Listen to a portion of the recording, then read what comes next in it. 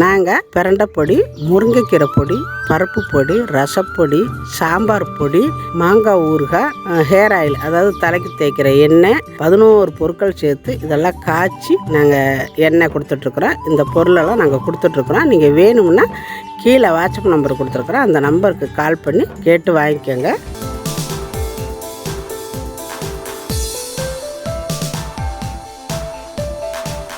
எல்லாருக்கும் வணக்கம்.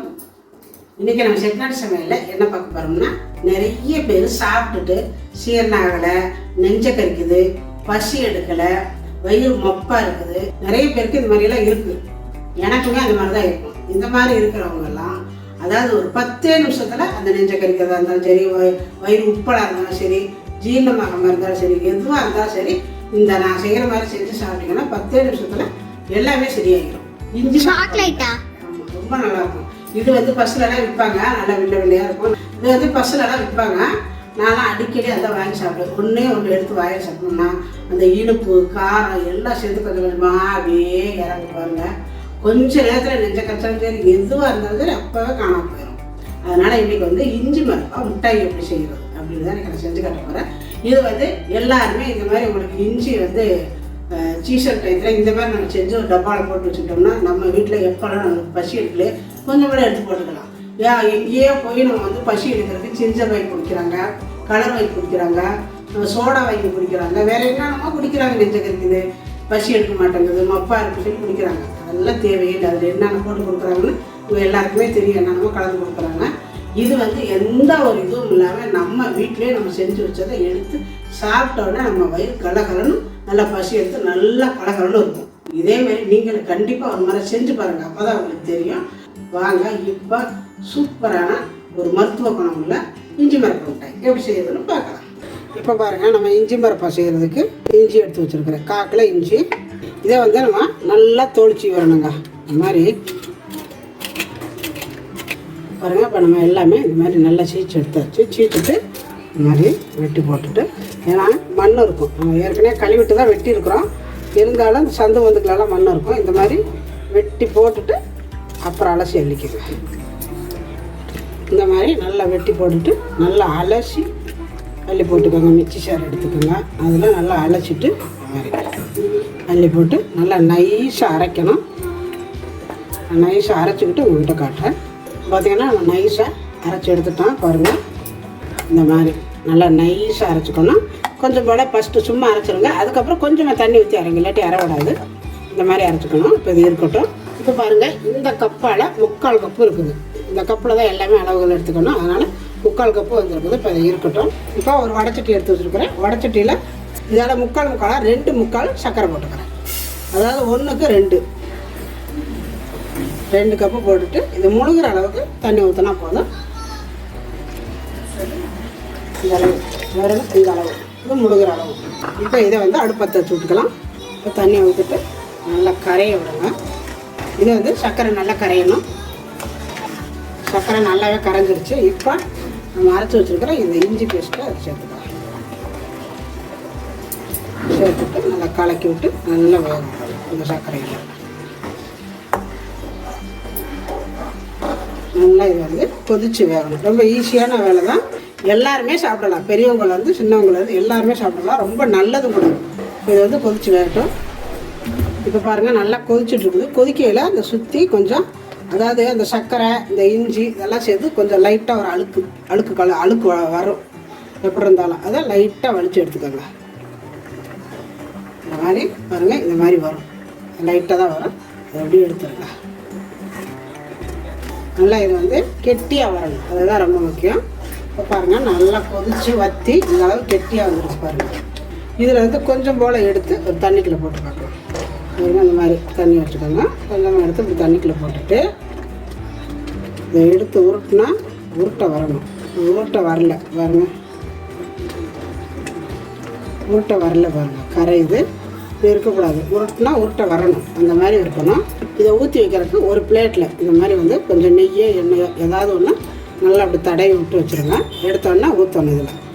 அதனால் முன்னாடியே தடவி வச்சுருங்க. இப்போ இதில் கொஞ்சம் போல் ஏலக்காய் பவுட்ரு நச்சு வச்சுருக்கிறேன். சர்க்கரையை போட்டு நச்சு வச்சுருக்கிறேன். அதை இதில் சேர்த்துக்கலாம்.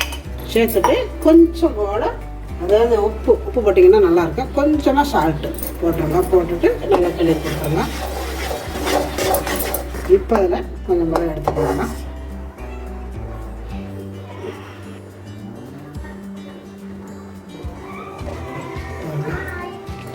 நல்லா இந்த மாதிரி எடுத்து பார்க்கல இந்த மாதிரி கெட்டியாக வரணும் பாருங்கள்.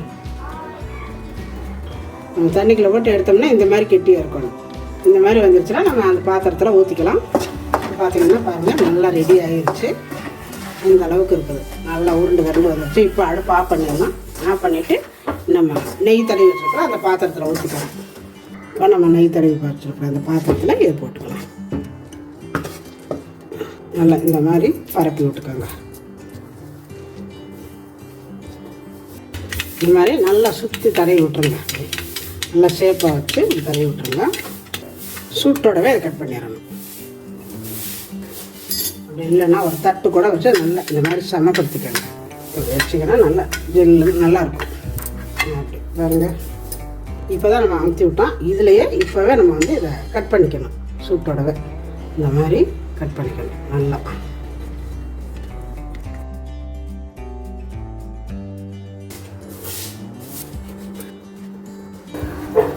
எல்லாத்தையுமே நல்லா பீஸ் போட்டாச்சு.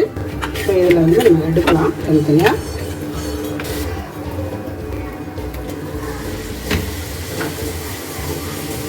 நல்லா அழகாக சூப்பராக இருந்துருக்கு பாருங்கள். இஞ்சி மரப்பா இப்போ பாருங்கள். இஞ்சி மரப்பா மிட்டாய் சூப்பராக வந்திருக்குது. இந்த மாதிரி நம்ம வந்து செஞ்சு வச்சுக்கிட்டோம்னா எப்போவுமே ஒவ்வொரு வில்ல எடுத்து சாப்பிட்டுக்கலாம். நல்லா ஆறிடுச்சுன்னா அப்படி தான் இருக்கும் பாருங்கள். இதை வந்து கொஞ்சம் போல் சாப்பிட்டோம்னா அவ்வளோ அருமையாக இருக்கும். செமையாக இருக்குங்க. நல்லா இனிப்பு காரம் நல்லாயிருக்கும். இதே மாதிரி நீங்களும் உங்கள் வீட்டில் செஞ்சு வச்சுக்கோங்க. இது வந்து கிடவெல்லாம் செய்யாது. அப்பப்போ எடுத்து ஒன்று வாயில் டெய்லியுமே போட்டுக்கலாம். ரொம்ப நல்லது உடம்புக்கு. இதே மாதிரி நீங்களும் செஞ்சு பாருங்கள். செஞ்சு பார்த்துட்டு எப்படி வந்துச்சு அப்படிங்கிறத எனக்கு கமெண்ட்டில் சொல்லுங்கள். இந்த வீடியோ பிடிச்சிருந்தா லைக் பண்ணுங்கள், ஷேர் பண்ணுங்கள், செட்டிநாடு சமையலுக்கு சப்ஸ்கிரைப் பண்ணுங்கள். நன்றி. வாழ்க வளமுடன்.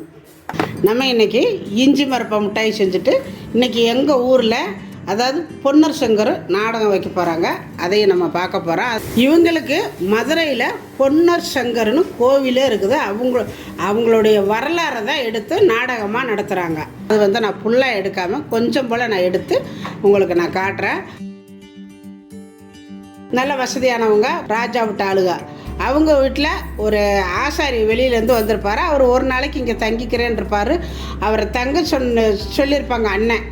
சரின்னு தங்க சொல்லிவிட்டு வீட்டுக்குள்ளே போய் தங்கச்சிக்கிட்ட சொல்லுவாங்க, ஒரு ஆசாரி வந்திருக்கிறாருமா, நம்ம வீட்டில் இன்றைக்கி மட்டும் தங்குறாருன்னு. ஐயோ இங்கே எல்லாம் வேண்டாங்க, தங்க சொல்ல வேண்டான்னு அவங்க தங்கச்சி எம்பிட்ட சொல்லுவாங்க. இல்லைம்மா நான் வாக்கு கொடுத்துட்டேன் அப்படி இப்படின்னு போராடி தங்கச்சிக்கிட்ட ஒத்துக்க சொல்லுவார். சரின்னா அந்த பொண்ணு ஒத்துக்கிட்டதுக்கப்புறம் அவங்க வந்து என்ன ஆயிடுச்சு, கடைசியில் அந்த ஆள் தங்கி இருந்துட்டு ஒரு சின்னதாக ஒரு மூட்டை கையிலேருந்து கொடுத்துருப்பாங்க. இதை வச்சுருங்க நான் அப்புறம் வாங்கிக்கிறேன்னு. கடைசியில் அந்த காலையில் எழுந்திரிச்சோடனே அந்த ஆசாரி அந்த மூட்டையை கேட்பார், நான் வீட்டுக்கு போகிறேன் மூட்டையை கொடுங்கன்னு. அந்த மூட்டையை கொடுத்தோடனே அவர் பிரித்து பார்த்துட்டு இதில் இருந்த தங்கத்தை காணும், நீங்கள் எடுத்துட்டீங்க அப்படின்னு சொல்லி, ஏங்க நாங்கள் போய் எடுப்போமா, அந்த தங்கத்தை காணும்னு சொல்லி அதுக்காக போராடி கடைசியில் அந்த குடும்பத்தை ஒன்றுமே இல்லாமல் அந்த ஆசாரி பண்ணிடுவார். கடைசி நேரத்தில் அந்த தங்கை மட்டும்தான் இருக்கும். அந்த தங்கை போராடி அப்புறம் ஒவ்வொருத்தலையாக மீட்டு எடுத்துகிட்டு வர அந்த தங்கச்சி. அதுதான் பொன்னர் சங்கர் நாடகம். இதில் வந்து ஸ்பெஷல் என்னன்னா, ஒரு மூங்கில் மரம், பெரிய மரத்தை கொண்டு வந்து பச்சையை வெட்டி அந்த நாடக மேடைக்கு முன்னாடி ஊழி வச்சுருவாங்க. கடைசி நேரத்தில் அதுக்கு வந்து பூஜை பண்ணி அந்த மூங்கில் மரத்தை ஏல விடுவாங்க. யாருக்கெல்லாம் குழந்தை இல்லையோ அவங்க வந்து அந்த ஏலத்தில் அதை எடுத்துக்குவாங்க. காலையில் 6 மணிக்கு மேலே அவங்க எடுத்தாங்கன்னா கண்டிப்பாக அவங்களுக்கு குழந்தை இல்லாதவங்களுக்கு குழந்தை இருக்கும்னு ஒரு ஐதீகம் அந்த காலத்தில் இருந்து எடுப்பாங்க. இந்த வருஷமும் அதே மாதிரி பாருங்கள் வச்சுருக்குறாங்க. இப்போ ஏல விடுற போகிறாங்க. அதெல்லாம் நான் ஃபுல்லாக எடுக்காமல் கொஞ்சம் கொஞ்சமாக உங்களுக்கு நான் எடுத்து இதை காட்டியிருக்கிறேன். அதை பார்த்து லைட்டாக தெரிஞ்சுக்கோங்க.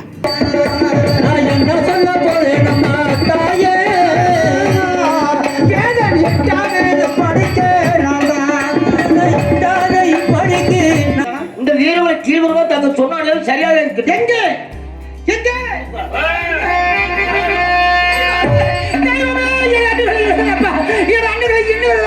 இன்னொரு மகளே தங்காயை எழுப்புகிறேன். அண்ணா அண்ணா எழுந்திரே, உங்களை தங்க வந்திருக்கின்றேன். எப்படி வந்தையம்மா? ஆமா, எப்படி வந்தையம்மா? தங்கமே எப்படி வந்தையம்மா? அண்ணா நான் அழகு புலம்பிக் கொண்டிருக்கிறார். ஆனால் பொருள் வைக்கின்றபோது என்னோட தவறு விட்டது. அதோட தண்டத்தை நடத்தி வைக்கிறார்கள். ஆகட்டும் தாய், அப்படியே செய்யறேன். அந்த மாமணி ஓரம் மலை விட்டு